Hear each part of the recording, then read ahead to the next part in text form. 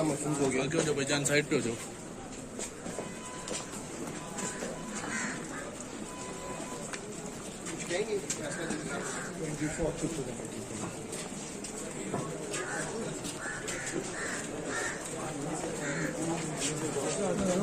तो रुकना नहीं है भाईजान, चलो चलते जाओ यार।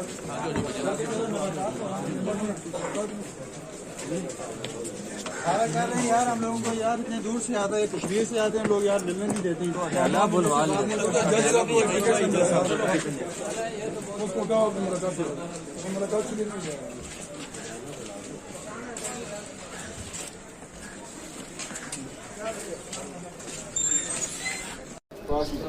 बिस्मिल्लाहिर्रहमानिर्रहीम। अस्सलाम वालेकुम नाज़रीन, मैं हूँ साकिब बशीर। नाज़रीन, नूर मुक़द्दम कत्ल केस से मुतल्लिक बात करेंगे। जो मुद्दई हैं उनके वकील और पब्लिक प्रोसिक्यूटर हसन अब्बास, उनकी जानिब से जो दलाइल दिए गए उन पे हम तफसील से बात करेंगे। आज इस वीडियो के बाद जो शौकत मुक़द्दम है, नूर मुक़द्दम मक़तूला के वालिद, उनका यहाँ पे जब बयान हुआ था तो उन्होंने ये कहा था कि पहला मेरा एक्सपीरियंस है कचहरी आने का, ये थाना कचहरी में पहली दफ़ा उनका आना हुआ है। तो आज एक एक्सक्लूसिव इंटरव्यू उनका किया है, उसमें उनका यहाँ पे एक्सपीरियंस कैसा रहा, यहाँ पे आते रहे, सीसीटीवी फुटेज जब आई तो उनकी जो फैमिली थी उस पर क्या गुजरी, उसके बाद गैरत के नाम पर जो कत्ल के हवाले से जो बात हुई, तरह तरह के इल्ज़ामात लगे। तो जितना भी ये ट्रायल था तकरीबन 6 माह का, इसमें उन्होंने क्या क्या फ़ील किया, क्या महसूस किया और वो क्या समझते हैं, इन तमाम सवालात के जवाबात जो है वो इस इंटरव्यू में आप देख सकेंगे। और अभी आपको हम बताते हैं कि जो दलाइल दिए हैं मुद्दई के वकील ने, अपना पूरा केस किस तरह पेश किया। महफूज कर लिया गया है, तमाम जो मुल्ज़मान के वकला थे, मुद्दई और प्रोसिक्यूशन साइड से तमाम वकला के दलाइल मुकम्मल होने के बाद ये फ़ैसला महफूज किया गया।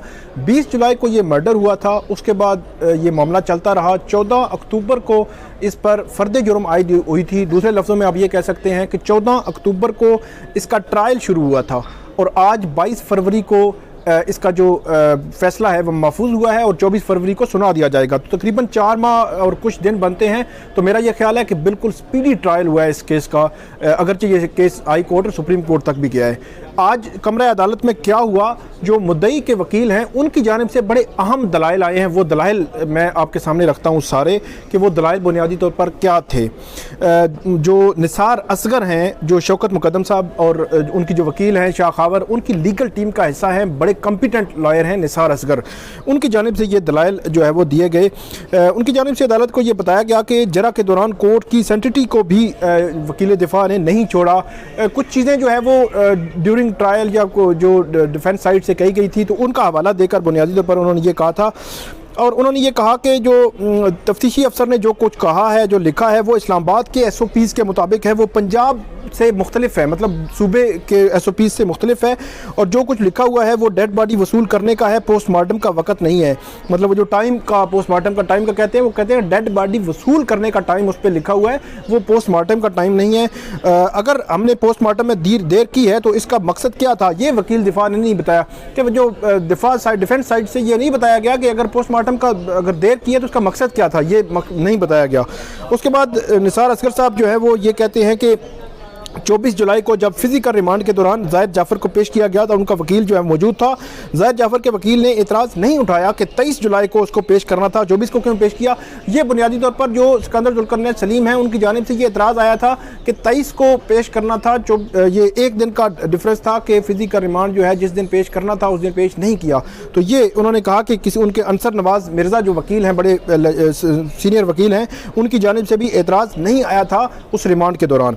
आगे जाकर जाकर कहते हैं कि डॉक्टर अनम के सैंपल लेने पर दस्तखत मौजूद हैं। ये एतराज़ भी डिफेंस साइड का दुरुस्त नहीं है और मकतूला के जो फ्लूइड के हवाले से इल्ज़ाम की रिपोर्ट में मुकम्मल जुमला नहीं पढ़ा गया। आगे से 2 लफ्ज़ जो है वो छोड़ दिए गए थे कि ये उन्होंने फ्लूइड के हवाले से जो कहते हैं कि ड्रग्स का ज़्यादा इस्तेमाल की वजह से वो फ्लूइड बनता है, तो वो कहते हैं कि ऐसा बिल्कुल नहीं है, बल्कि रिपोर्ट में ही आगे जो है वो 2 जुमले लिखे हुए हैं कि वो किस वजह से, स्ट्रेस की वजह से वो जो आ जाता है कि वो उन्होंने दो जो लफ्ज़ हैं वो नहीं पढ़े। आगे जाकर कहते हैं कि केमिकल एग्जामिनर की रिपोर्ट भी बहुत कुछ कहती है। इन्होंने अपने दिफा में एक दस्तावेज़ दी कि IMEI नंबर मुख्तलिफ है, तो वो IMEI नंबर के हवाले से इन्होंने वजाहत ये थी कि निसार असगर साहब ने कि तफ्तीशी अफसर ने मोबाइल का मॉडल लिख दिया था IMEI नंबर की बजाय। तो वो कहते हैं IMEI नंबर वही है मोबाइल का और बैनुल अक़वामी सतह पर भी वही उतने डिजिट्स ही होते हैं जितने होने चाहिए, लेकिन वहाँ पे जो लिखा हुआ है वो मॉडल लिखा गया है मोबाइल का। उसके बाद ये कहते हैं कि पहले तो कुछ लोगों ने कहा कि CCTV देखनी नहीं, फिर रिक्वेस्ट की कि फिर जो है वो रिक्वेस्ट की फिर वापस ले ली। मतलब ये चलता रहा। शुरू में आपको याद हो कि रिक्वेस्ट आई थी, फिर जब एक दिन CCTV DVR दिखाने की बारी आई तो फिर नहीं देखी गई, रिक्वेस्ट वापस ले ली गई, लेकिन उसके बाद दोबारा जो है वो CDR वो देखी गई थी। शौकत मुकद्दम का कहीं पर जिक्र कर देते कि शौकत साहब का किस वक्त आ रहे हैं, वहाँ पे पहुँचने के हवाले से बुनियादी तौर पर ये था, लेकिन डिफेंस साइड से नहीं बताया गया, डिफेंस साइड की जानिब से। आगे ये कहा गया कि 10:04 पर मुझे कॉल आ रही है, मतलब शौकत मुकद्दम साहब को, और इससे पहले जो कुछ हुआ इसका मैं मुद्दई जो है वो ज़िम्मेदार नहीं हूँ।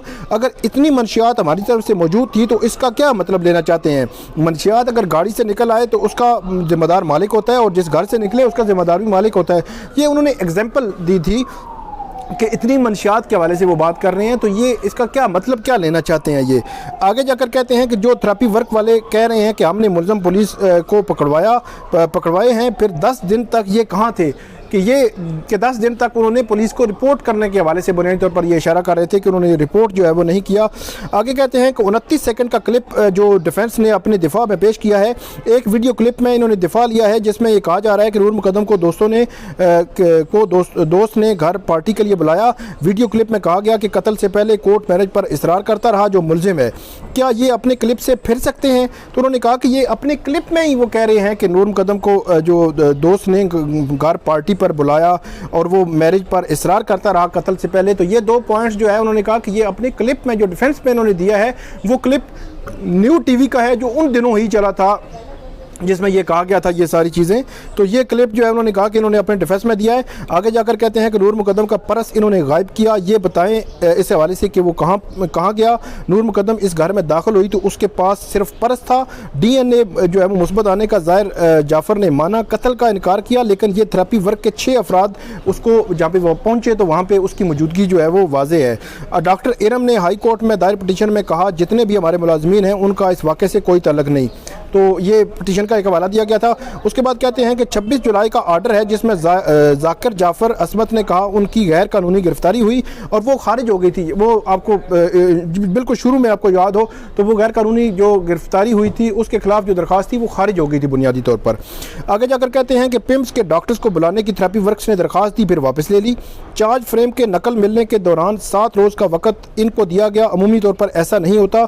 और आगे जाकर कहते हैं कि कौन सी ऐसी दस्तावेज़ हैं जो इन्हें देने का मौका नहीं मिला, मुलज़िमों को मुकम्मल तौर पर टाइम दिया गया। निसार असगर साहब ने ये कहा। उसके बाद ये कहते हैं कि थेरेपी वर्क वाले डॉक्टर्स को बुला लेते, RTA का वक़्त बहुत अहम है। और ये भी कहा गया कि 10:04 पर शौकत मुकद्दम को इसका इल्म हुआ पुलिस से और मुलज़िमों के वकला ने कहा कि हम क्रिमिनल नहीं, तो फिर इनको शौकत मुकद्दम का भी रिकॉर्ड पेश कर देते कि वो कितने क्रिमिनल हैं। ये प्रीवियस उन्होंने कहा था एक सवाल में कि वो क्रिमिनल नहीं है, तो उन्होंने कहा कि अगर वो क्रिमिनल नहीं है तो शौकत मुकद्दम साहब को बता देते कि वो कितने क्रिमिनल हैं। आगे जाकर कहते हैं कि थेरेपी वर्क जख्मी अमजद को पहले प्राइवेट अस्पताल लेके गए, फिर पिम्स लेके गए। अगर ये RTA रोड जो ट्रैफिक एक्सीडेंट जो है ना लिखवाते तो इनको इसका एड्रेस मुकम्मल बताना पड़ता जो इन्होंने छुपाया। तो ये थेरेपी वर्क के हवाले से ये कह रहे हैं कि उन्होंने RTA लिखवाया था ताकि वो उसका एड्रेस ना बताना पड़े। तो ये जो निसार असगर ने अपने जो दलील दी है। आगे जाकर ये कहते हैं कि इन्होंने खुद कहा कि ये थाने गए उस वक्त तो इनको 3 रोज़ तक गिरफ्तार नहीं किया गया। ये जाकिर जाफ़र और असमत के हवाले से ये कहा गया था कि 3 रोज़ तक वो जाते रहे, जिस तरह उन्होंने खुद कहा, तो उनको गिरफ्तार नहीं किया गया। तो जब सप्लीमेंट्री स्टेटमेंट आ गई तो उसके बाद पुलिस ने इनकी गिरफ्तारी जो है वो डाली है।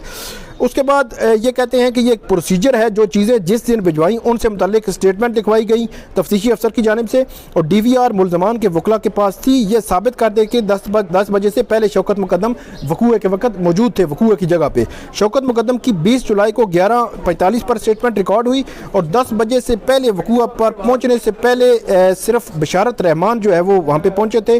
और वकील दिफा ने कल ये एतराज़ किया था कि प्रोसिक्यूशन के गवाहों में से कोई नहीं बताता कि पुलिस को किसने बताया।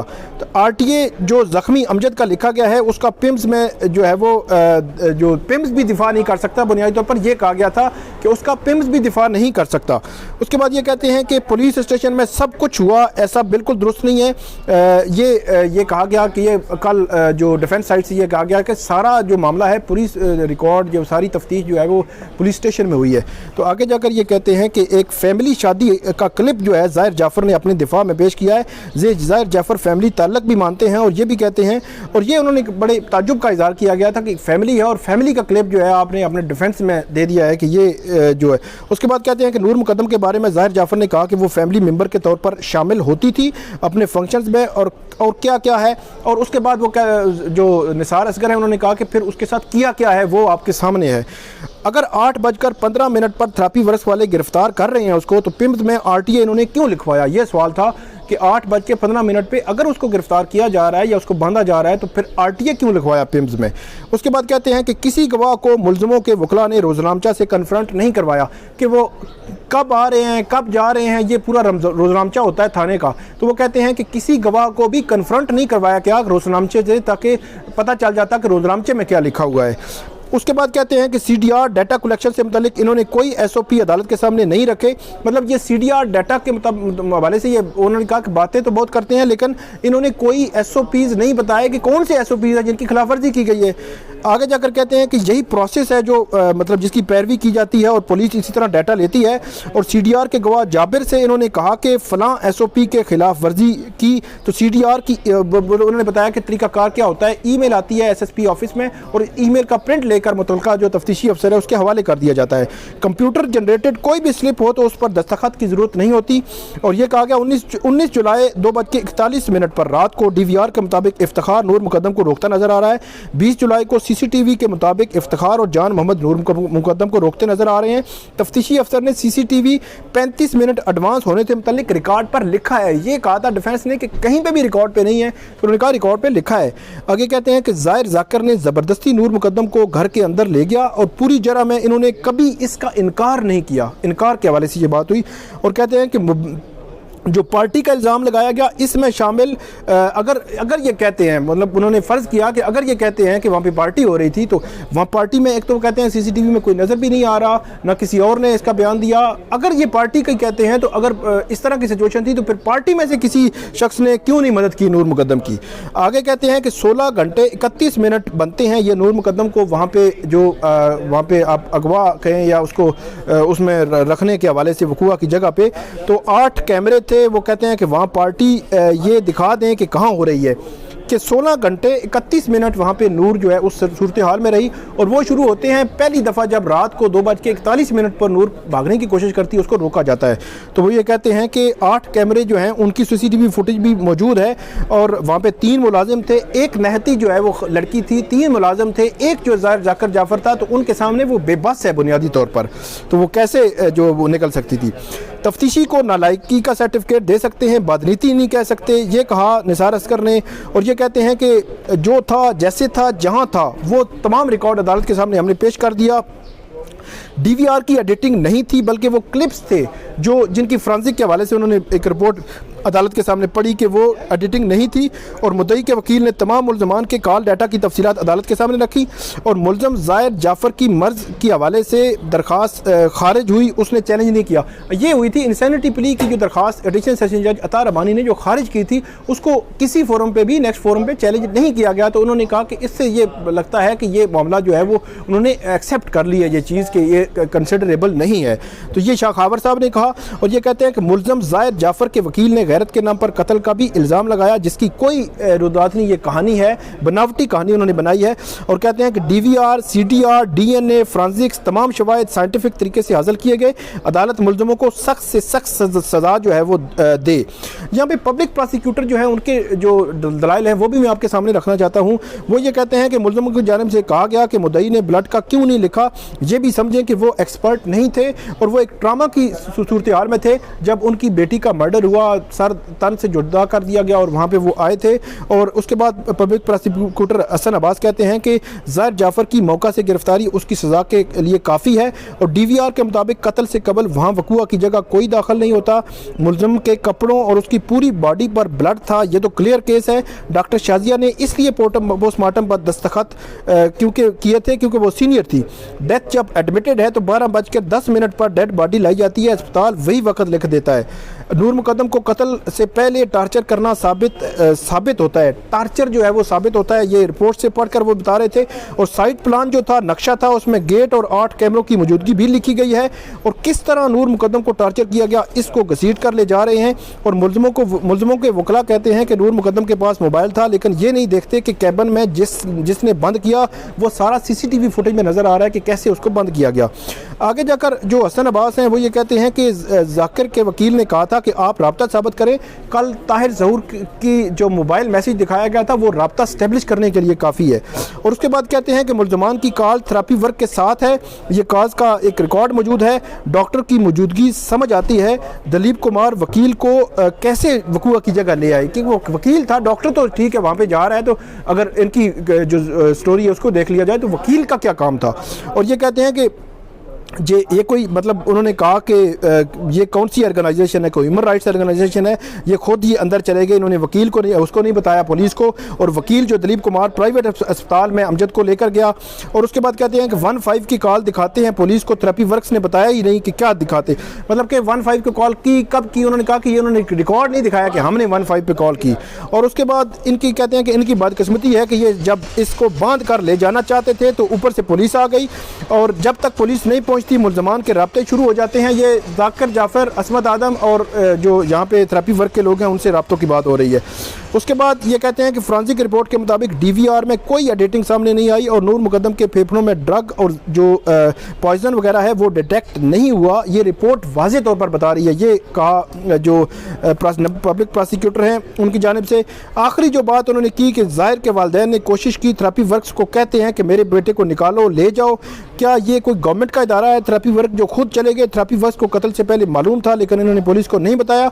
ये बहुत अहम और टेस्ट केस है, इसको माशरे में हर बंदा देख रहा है। इस केस को मिसाली केस बनाया जाए, तमाम मुल्ज़मान को सख्त से सख्त सज़ा दी जाए, ये पब्लिक प्रोसिक्यूटर हसन अब्बास ने कहा। तो ये मुद्दई साइड से, प्रोसिक्यूशन साइड से ये दलाइल थे, जो जितना पूरा केस था वो उन्होंने आज अदालत के सामने रखा है। अब देखते हैं कि 24 फरवरी को अदालत इस केस में क्या फ़ैसला करती है। तब तक इजाज़त दीजिए, अल्लाह हाफिज़।